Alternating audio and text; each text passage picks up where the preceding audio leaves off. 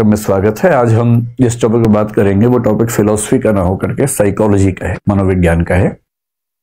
मुझे ऐसे कई लोग मिलते हैं जो कहते हैं कि आप सिर्फ फिलॉसफी पढ़ाएंगे तो फिर मतलब बाकी लोग क्या करेंगे, कुछ विषय और भी तो होने चाहिए, कुछ ऐसे विषय जो समाज से जुड़ते हों सीधे। फिलॉसफी भी जुड़ता है पर उतना सीधा नहीं जुड़ता। तो फिर मैंने सोचा कि मनोविज्ञान के कुछ विषय जो जीवन में बहुत जरूरी हैं उन पर बात हो। एक विषय मेरे मन में बहुत दिनों से है जिसको मैं सोचता हूं कि हम समझें, और आजकल हमारे समाज में एक शब्द खूब चलता है। वो शब्द अंग्रेजी का है, ग्रीक परंपरा से उठा हुआ शब्द है जिसको बोलते हैं नार्सिसिज्म। आप सोचेंगे ये क्या शब्द हुआ। आप में से कई लोगों ने शायद ना सुना हो ये शब्द, पहली बार सुन रहे होंगे। आज की क्लास जितनी जरूरी आपके लिए है, आप लोगों की तो उम्र लगभग 22-23 से मतलब 20-22 से लेके 30-35 के बीच में होगी। आपके लिए तो है ही जरूरी, लेकिन ये आपके लिए और जरूरी होने वाला है आज से 10 साल के बाद, जब आपके छोटे बच्चे होंगे। कुछ के तो होंगे, बाकी जो बाद में पेरेंट्स बनेंगे। बड़ा आसान लगता है पेरेंट होना, जबकि बहुत मुश्किल काम है। आपको बच्चा IIT करेगा या नहीं, MBBS करेगा या नहीं, ये बहुत छोटी बात है। कर लेगा तो अच्छी बात है, ना करे तो कोई बुरी बात नहीं है, सामान्य सी बात है। पर आपकी संतान, आपका बेटा या आपकी बेटी एक कायदे का इंसान बनेगा या नहीं, ये ज्यादा बड़ी बात है। और कायदे का इंसान बनाना पेरेंट्स की प्राथमिक जिम्मेदारी है, जिसमें हम में से अधिकांश लोग पूरी तरह सफल नहीं होते। मैं भी शायद नहीं हो पाऊं। मतलब मैं ये दावा नहीं कर रहा कि मैं तो बहुत महान हूं और आप थोड़ा सीखें। हम सबकी वो स्थिति है, हम सबकी वो समस्या है। तो जिन चीजों से बचाना जरूरी है अपने बच्चों को, उनमें से एक समस्या का नाम है नार्सिसिज्म। नार्सिसिज्म के लिए हिंदी का एक शब्द होता है जो उसके काफी नजदीक है, उसे कह सकते हैं आत्ममुग्धता। अब शायद आपको लगेगा अच्छा ये बात है, अब समझ में आ गई बात। आत्ममुग्ध होना होता है, छोटे बच्चों में टेंडेंसी ज्यादा दिखती है क्योंकि छोटे बच्चे ईगोसेंट्रिक होते हैं। ईगोसेंट्रिक का मतलब दुनिया के सेंटर में खुद को रख के जीवन को देखते हैं। एक शब्द आपने सुना होगा जिसको बोलते हैं सेल्फ कॉन्फिडेंस। और आप ये भी जानते हैं कि हर पेरेंट्स चाहते हैं कि उनके बच्चों में आत्मविश्वास होना चाहिए। ठीक भी है, आत्मविश्वास होना भी चाहिए। कई बार यह समझ नहीं आता कि आत्मविश्वास की रेखा कहां खत्म होती है और आत्ममुग्धता कहां से शुरू हो जाती है। जैसे कुछ लोग कहते हैं कि दोस्ती और प्यार के बीच की रेखा बहुत पतली होती है, पता नहीं चलता कब आप उछल के वहां पहुंच जाते हैं।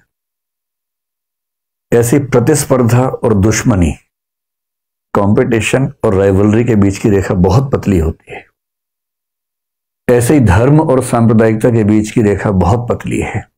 अब कब तक धार्मिक थे, कब सांप्रदायिक हो गए, पता नहीं चलता है। ठीक ऐसे ही आत्मविश्वास से भरे होना और आत्ममुग्ध हो जाना, इसके बीच की रेखा भी बहुत पतली है, पर रेखा है। उस रेखा को समझना, उसको पहचानना बहुत जरूरी है। मोटे तौर पर आत्मविश्वास एक बहुत अच्छी क्वालिटी है, पॉजिटिव क्वालिटी है, होनी चाहिए। और नार्सिसिज्म यानी आत्ममुग्धता एक ऐसी स्थिति है जो कि न केवल उस व्यक्ति के लिए समस्या है जिसको है, बल्कि उसके आसपास के समाज के लिए भी एक समस्या बन जाती है। टॉक्सिक समाज बनता है, विष भरा समाज बनता है। तो समझेंगे, बहुत प्यार से समझेंगे, मोहब्बत से समझेंगे, एग्जाम्पल से समझेंगे, फिल्मी गीतों से समझेंगे कि ये क्या है, और फिर चेक करेंगे कि हमारे अंदर है कि नहीं है। मतलब मनोविज्ञान पढ़ते हुए एक सामान्य टेम्परामेंट क्या होता है कि मैं तो ठीक हूं, बाकियों के अंदर है ये प्रॉब्लम। और मजे की बात है, बाद में समझ में आता है कि नहीं, मैं भी ठीक नहीं हूं, मेरे अंदर भी है। तो शब्द को लेकर तनाव मत लीजिएगा, ये शब्द कहां से आया, मैं भी आपको इसकी पूरी कहानी समझाऊंगा। फिर आप समझ जाएंगे कि इतना मुश्किल शब्द क्यों बनाया गया। इसके पीछे कहानी है, रोचक कहानी है। उसमें आने से पहले पिछले 30-40 साल में दुनिया भर में, विशेष रूप से पश्चिम में देखा गया है कि नार्सिसिज्म यानी आत्ममुग्धता की टेंडेंसी बहुत बढ़ी है। ऐसे सर्वे हुए, और मैं हवाई बात करने से बचता हूं। मैं तो जो मेडिकल साइंस के सर्वेज हैं, साइकोलॉजी की एसोसिएशन के सर्वेज हैं, उनके बेस से बात करता हूं। एक सर्वे ने बताया कि 1962 और 1990 के बीच में अंतर यह है अमेरिका में कि 1962 में 12% किशोर बच्चों में, एडोलेसेंट बच्चों में ये टेंडेंसी देखी गई थी, और ये टेंडेंसी 1990 के दशक में आते आते लगभग 77 से 80% बच्चों में देखी जा रही है। 12% से 80% की बात कर रहा हूं मैं, 1-2% की बात नहीं कर रहा हूं। तो एक बड़ी समस्या तो है। भारतीय समाज में उतनी बड़ी समस्या कुछ लोग मानते कि नहीं है, लेकिन यह मानना पड़ेगा कि आज के समय में वो भी दिखना शुरू हुआ है। एग्जाम्पल से बात करते हैं ना, सैद्धांतिक बात क्यों करें। आत्ममुग्धता का एक लक्षण होता है व्यक्ति को ये लगने लगना कि उसके जैसा कोई नहीं है। मैं इतनी सुंदर हूं, मैं क्या करूं क्या करूं। अब आप रिलेट कर पा रहे हैं?